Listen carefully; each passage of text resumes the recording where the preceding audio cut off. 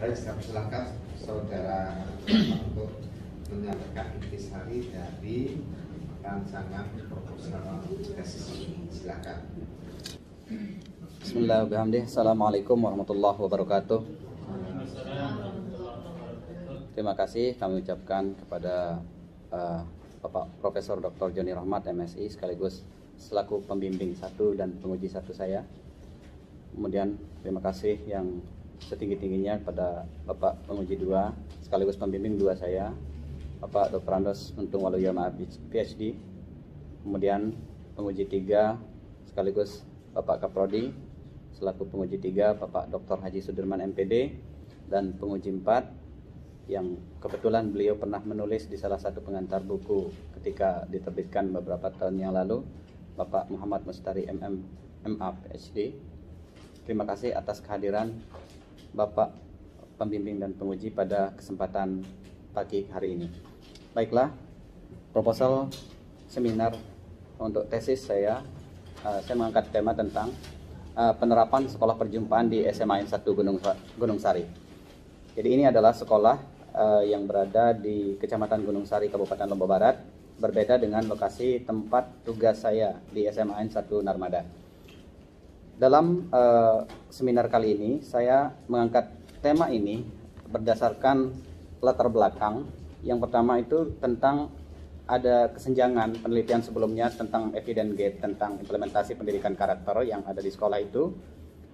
Ya di situ memiliki dampak tidak sesuai dengan apa yang diharapkan. Jadi dosen dan solennya seringkali tidak sesuai, lebih ke arah karakter. Kemudian permasalahan yang kedua yang saya bisa tangkap adalah dalam kondisi hari ini tentang masalah knowledge gap-nya, tentang lemahnya kompetensi tata kelola kelembagaan, menjadikan kompetisi itu menjadi tidak sehat. Dalam meraih prestasi akademik itu cenderung kecurangan, mencontek, bocoran lembar ujian seringkali itu terjadi. Ini urusan mental.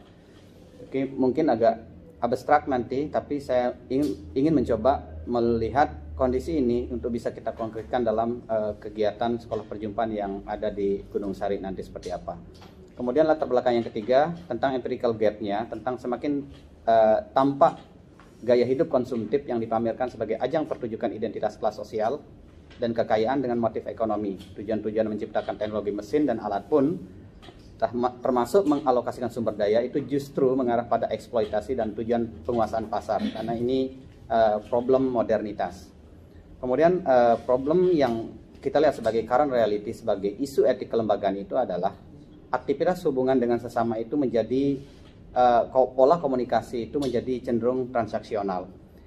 Beberapa permasalahan ini beberapa peneliti sudah melakukannya, dan saya mencantumkan beberapa sumber dari beberapa jurnal yang secara faktual ini ada di institusi lembaga pendidikan kita.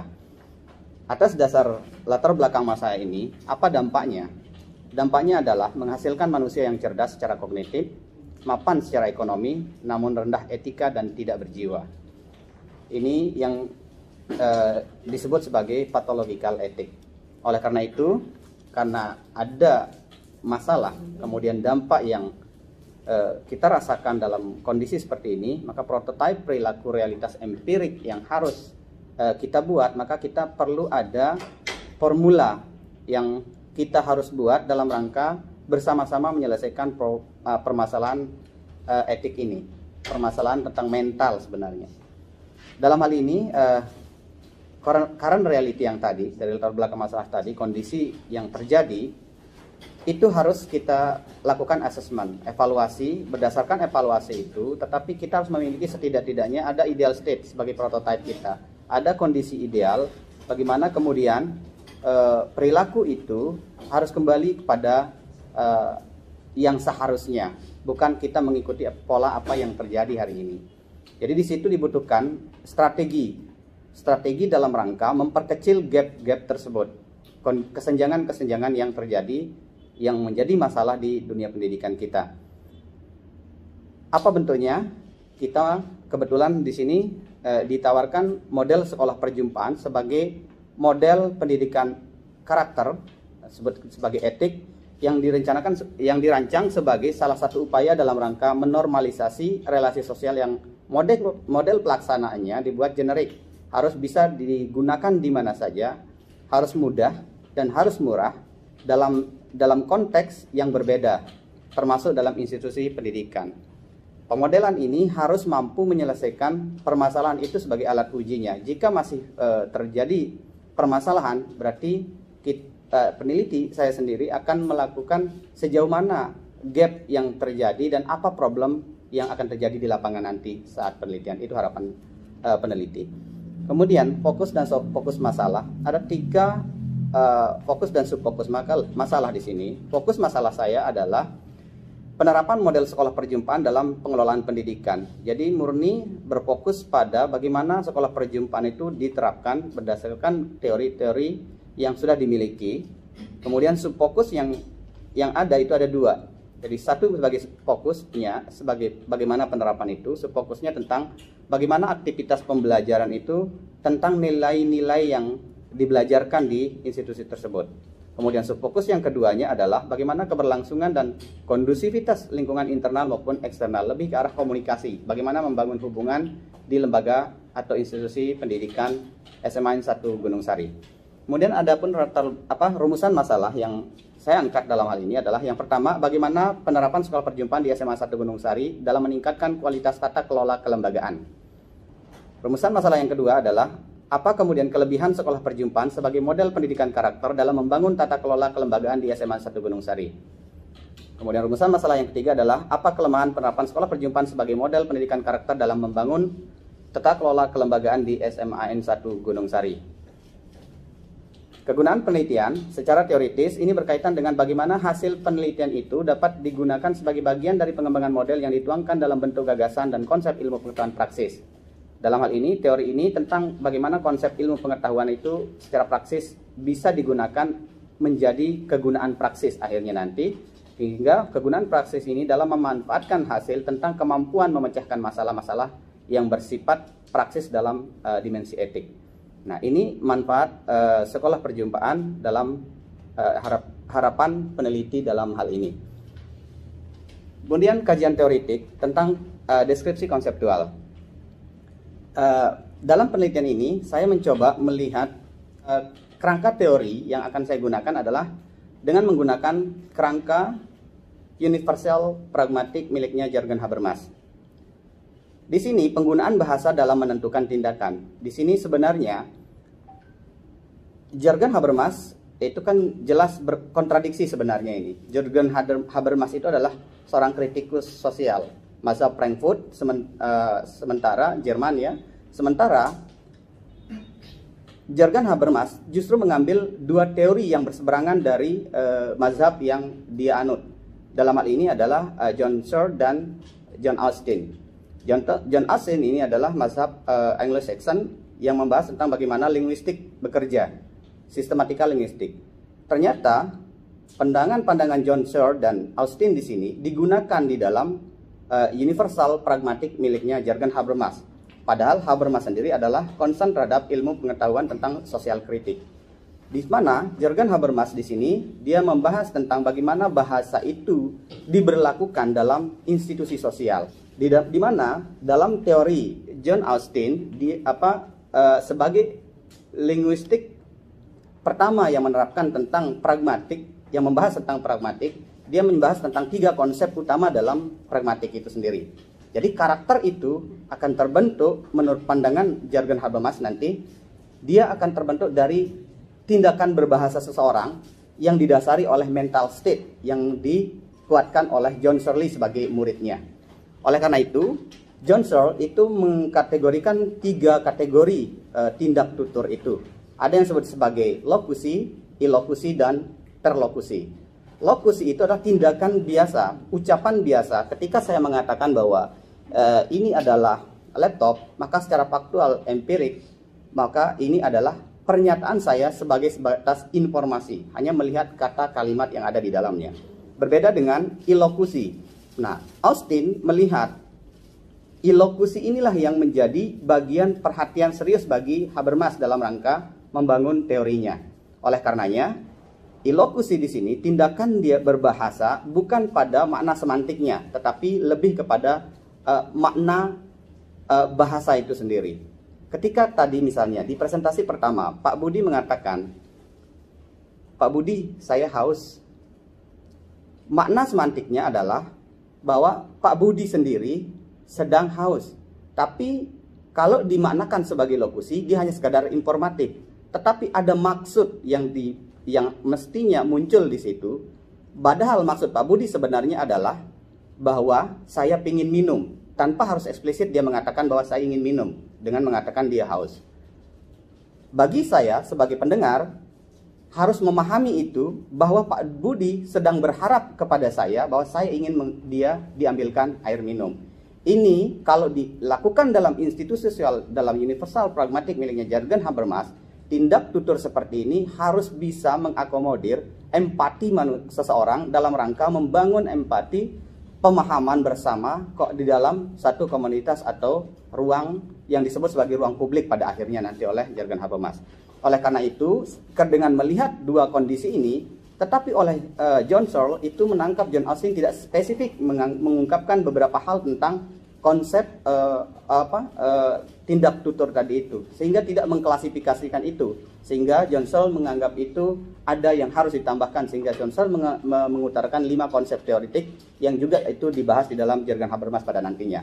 Dengan kerangka ini, saya melihat nanti sekolah perjumpaan yang berlangsung di SMAN 1 Gunung Sari akan menjadi seperti apa.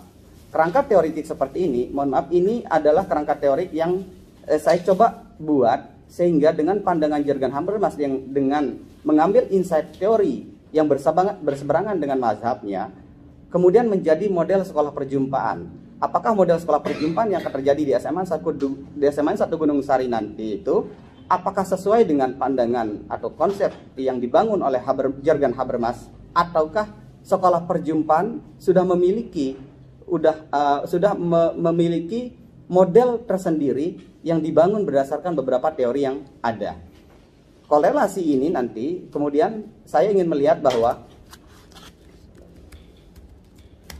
apakah sekolah perjumpaan itu lahir dan memiliki konsep sudah sesuai tidak dijalankan atau dijalankan di SMAN 1 Gunung Sari, yaitu melalui mental state John Searle dengan bagaimana berbahasa menurutnya John Austin tadi itu. Nah, sebenarnya di situ kalau di sekolah perjumpaan dia menggunakan istilah languaging. Sebenarnya istilah languaging itu diambil dari konsepnya Varela, Humberto Maturana dan Varela. Jadi konsep Humberto Maturana dan Varela sebenarnya orang biologis. Dia juga mengambil insight teori dari bahasa juga.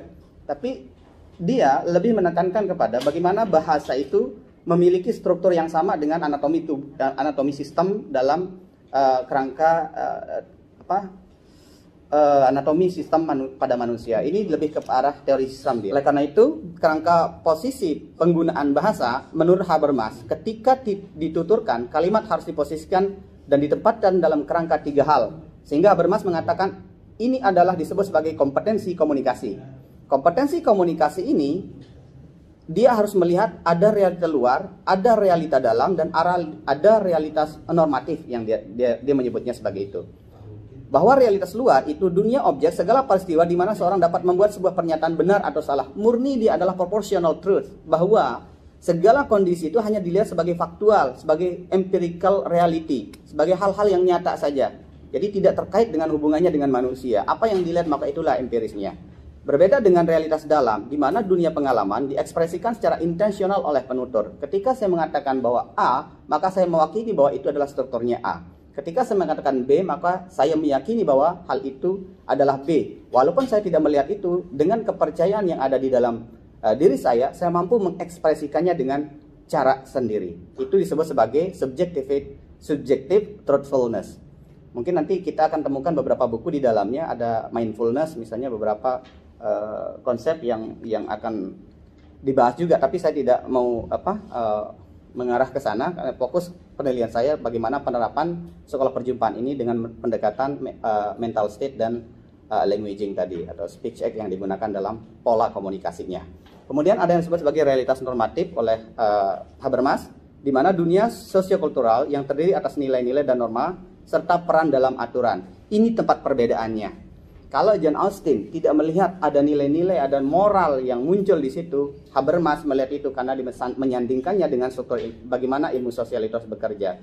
Tidak hanya cukup dengan bagaimana berkomunikasi, bagaimana kemudian mental state itu harus sama dengan apa yang dikeluarkan, yang dibahasakan, tapi dia harus memiliki nilai di dalamnya. Karena bisa saja saya berpura-pura bersedih, berbahagia, tetapi nilai itu saya abaikan.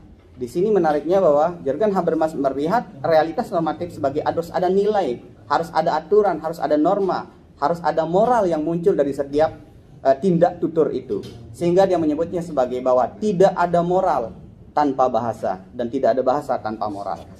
Oleh karena itu, Habermas juga dalam tindak tutur itu sebagai pragmatik terletak pada 3 tipe tindakan komunikasinya. Dia menyebutnya sebagai tindak tutur asertif, kemudian ada regulatif, dan ada yang disebut sebagai avowals. Ini yang pragmatik ekspresif, bagaimana tindak tutur itu diekspresikan dalam kebiasaan kita sehari-hari. Oleh karena itu, Habermas juga membuat komunikasi ini dalam kelembagaan dan birokrasi. Ya, kini sudah mulai mengkerucut kepada bagaimana lembaga pendidikan harus bertransformasi menjadi lembaga yang mampu membuat lembaganya sendiri itu bekerja lebih maksimal, efektif, bukan hanya soal efektif dan efisien, tetapi memegang nilai-nilai yang disepakati bersama.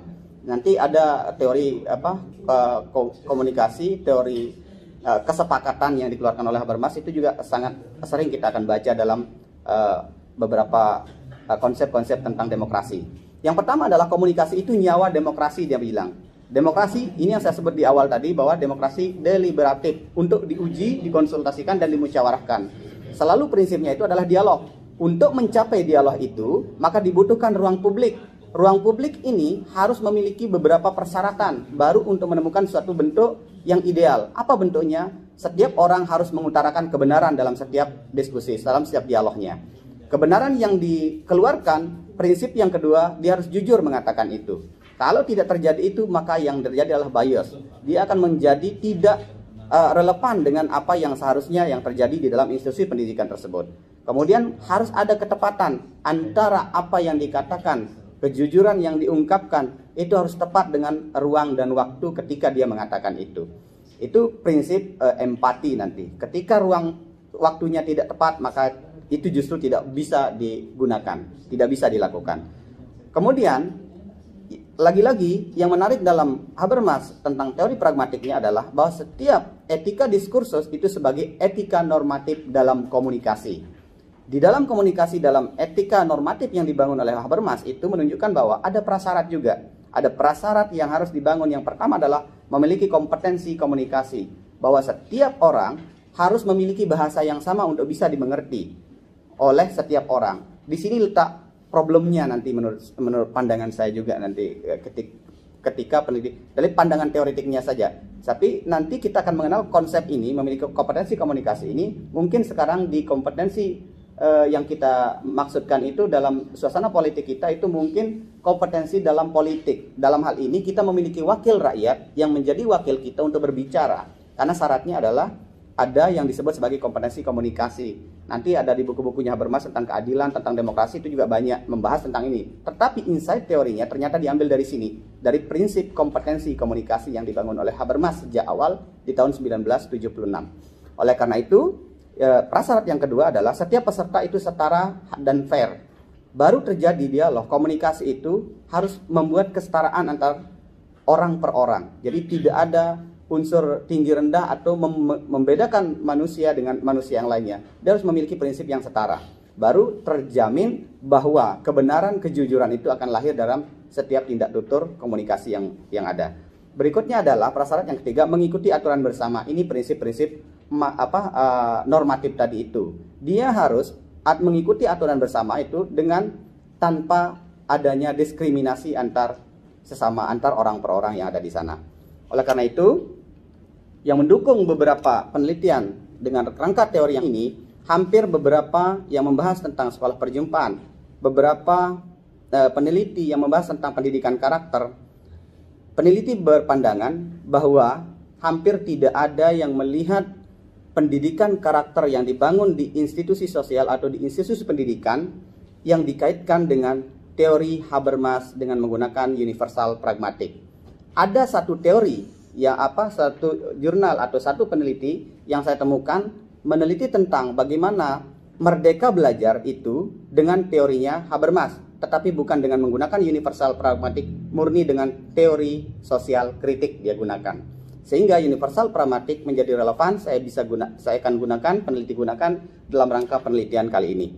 Oleh karena itu, metodologi penelitian yang akan peneliti lakukan dalam hal ini adalah yang pertama tentang bagaimana mendeskripsikan penerapan sekolah perjumpaan dalam meningkatkan kualitas tata kelola kelembagaan di SMA 1 Gunung Sari. Yang kedua, menganalisis kelebihan sekolah perjumpaan sebagai model pendidikan karakter dalam membangun tata kelola kelembagaan di SMA 1 Gunung Sari. Dan tujuan yang ketiga adalah untuk mengetahui kelemahan penerapan sekolah perjumpaan sebagai model pendidikan karakter dalam membangun tata kelola kelembagaan di SMA 1 Gunung Sari. Tempat dan waktu, rencananya ini akan dilakukan dalam waktu 7 bulan, yang sebenarnya sudah dimulai sebagai research ya. Secara etik mungkin tidak diperkenankan karena secara tersurat belum kami terima, tapi secara tersirat kami sudah meminta izin kepada kepala sekolah sebagai lokasi objek peneliti di SMA 1 Gunung Sari. Sehingga 7 bulan ke depan, 7 bulan beberapa bulan sudah berlalu, sehingga pengamatan kondisi lapangan sampai kepada penyusunan laporan pada bulan ke-7 nantinya. Tetapi mudah-mudahan ini sudah masuk sebenarnya bulan kelima secara tersiratnya. Prof, mohon izin. Tapi untuk penyelesaiannya tentunya akan kami menunggu surat dari kampus dalam rangka untuk turun ke lapangan secara formal. Berikutnya adalah latar penelitian. SMA 1 Gunung Sari ini berada di Desa Gunung Sari, Kabupaten Lombok Barat, NTB. Sekolah ini memiliki berapa menit? Oke, terima kasih Prof. Memiliki 834 siswa dengan kondisi latar penelitian sebagaimana yang juga sudah ada di dalam proposal. Metode dan prosedur penelitian, metode pendekatan yang kami gunakan dalam hal ini peneliti menggunakan pendekatan kualitatif dengan metode deskriptif eksploratif. Jadi mengeksplor sejauh mana penerapan sekolah perjumpaan yang ada di SMA 1 Gunung Sari nantinya. Kemudian dengan desain penelitian single case study, karena ada satu objek penelitian yang peneliti lakukan karena kebetulan sekolah tersebut diberikan tanggung jawab sebagai sekolah yang melaksanakan sekolah penggerak salah satu SMA di Kabupaten Lombok Barat. Kemudian penelitian ini bersifat kreatif, fleksibel dan terbuka, di mana peneliti ini semua sumber dianggap penting untuk dijadikan sebagai sumber informasi, bahwa tidak ada tahapan yang harus rigid, harus berurutan.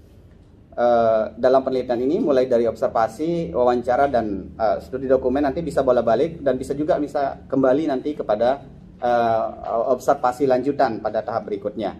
Oleh karenanya, data dan sumber data yang ingin dihasilkan dalam penelitian kali ini adalah mulai dari jenis dasarnya itu adalah hasil wawancara, kemudian ada hasil observasi dan jenis datanya adalah dokumentasi nantinya. Dokumen-dokumen berupa catatan-catatan atau foto kegiatan termasuk hasil prestasi peserta didik dan lain sebagainya. Nah, sumber data yang peneliti ingin dapatkan pada penelitian kali ini adalah tentang tentang orang-orang yang akan diwawancarai pada akhirnya nanti. Dalam hal ini adalah subjeknya adalah kepala sekolah, guru, tenaga pendidikan, siswa maupun wali siswa sebagai data primer. Kemudian place tentang tempat kondisi lapangan yang akan diobservasi oleh peneliti yang dicatat dalam bentuk hasil observasi pada akhirnya nanti. Dan yang terakhir adalah tentang paper, dokumen-dokumen yang ada di SMA 1 Gunung Sari bisa diperoleh melalui profil sekolah, capaian-capaian prestasi, foto-foto kegiatan, bahkan buku-buku panduan dalam melaksanakan sekolah perjumpaan mungkin kita bisa dapatkan nanti di SMA 1 Gunung Sari. Itu harapan peneliti. Teknik pengumpulan datanya adalah teknik wawancara. Yang saya gunakan adalah semi terstruktur. Kemudian observasi yang kami akan lakukan adalah pengamatan langsung terhadap objek penelitian dengan dokumentasi sebagaimana yang sudah rencanakan oleh peneliti tadi sejak di awal-awal tadi. Prosedur pengumpulan data ini menentukan indikator, diperlukan instrumen validasi nanti. Tentunya kami membutuhkan para pembimbing untuk mendampingi kami nanti untuk mengecek kira-kira validasi instrumen yang kami akan gunakan itu nanti seperti apa sampai kepada tahap analisis datanya. Apapun prosedur analisis data yang peneliti ingin sadur dalam hal ini adalah beberapa kegiatan atau analisis yang akan dilakukan ini melalui beberapa tahapan. Yang pertama adalah tentang persiapannya, bagaimana mengumpulkan data yang telah diperoleh terhadap data yang tidak teratur, masih dalam kondisi acak. Kemudian melakukan reduksi data. Dari reduksi data ini akan diperoleh data-data yang sudah terklasifikasikan sehingga dilakukan data display, dan akhirnya dia siap untuk disimpulkan untuk dilakukan verifikasi terhadap hasil penelitian. Pemeriksaan kebahasaan bahasa, peneliti akan melakukan triangulasi nanti pada akhirnya, triangulasi sumber maupun teknik dengan triangulasi waktu nanti untuk memvalidasi sejauh mana kebenaran hasil penelitian itu telah didapatkan. Demikian presentasi dari saya Habibur Rahman. Assalamualaikum warahmatullahi wabarakatuh.